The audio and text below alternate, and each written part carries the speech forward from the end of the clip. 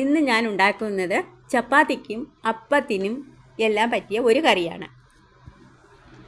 ചീനിച്ചട്ടി ചൂടാകുമ്പോൾ അതിലേക്ക് കുക്കിംഗ് ഓയിലോ വെളിച്ചെണ്ണയോ ഒഴിച്ചതിന് ശേഷം 2 വലിയ സവാള കനം കുറച്ച് നീളത്തിൽ അരിഞ്ഞത് ചേർത്ത് ഒന്ന് ഇളക്കി കൊടുക്കുക. അതിനുശേഷം 1/2 സ്പൂൺ ഇഞ്ചി പേസ്റ്റ് കൂടി ചേർത്ത് നല്ലതുപോലെ ഇളക്കിയതിന് ശേഷം നമുക്ക് ഒരു അടപ്പ് വെച്ച് അടച്ച് വേവിച്ചെടുക്കാം. ഇടയ്ക്കിടയ്ക്ക് അടപ്പ് മാറ്റി ഒന്ന് ഇളക്കി കൊടുക്കണം. ഇത് ഗ്രീൻ പീസ് ഞാൻ തലേന്ന് തന്നെ വെള്ളത്തിലിട്ട് കുതിർത്ത് പിറ്റേന്ന് രാവിലെ മഞ്ഞൾപ്പൊടിയും ഉപ്പുമിട്ട് കുക്കറിൽ വേവിച്ചെടുത്ത് മാറ്റി വെച്ചതാണ്. നല്ലതുപോലെ വെന്തിട്ടുണ്ട്. ഇപ്പോൾ നമ്മുടെ ഉള്ളിയെല്ലാം ഏകദേശം ഒന്ന് വഴണ്ട് വന്നിട്ടുണ്ട്. ഇനി നമുക്കിതിലേക്ക് 2 മീഡിയം സൈസ് ടൊമാറ്റോ കൂടി ഇട്ട് ഒന്നുകൂടി ഇളക്കിയതിന് ശേഷം അടച്ച് വെച്ച് വേവിച്ചെടുക്കാം. ഇപ്പോൾ ടൊമാറ്റോയും വെന്തിട്ടുണ്ട്. ഇനി നമുക്ക് ഇതിലേക്ക് പൊടികൾ ചേർക്കാം.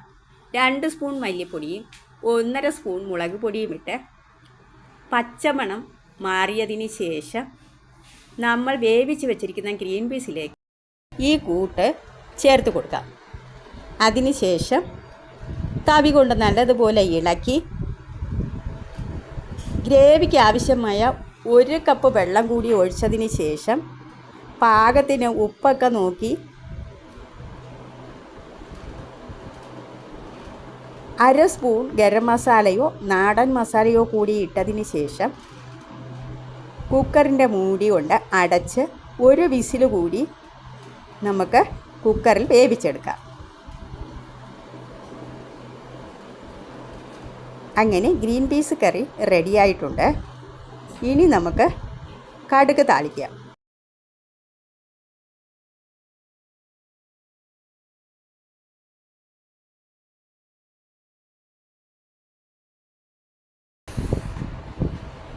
ചീനിച്ചട്ടി ചൂടാകുമ്പോൾ വെളിച്ചെണ്ണയൊഴിച്ച്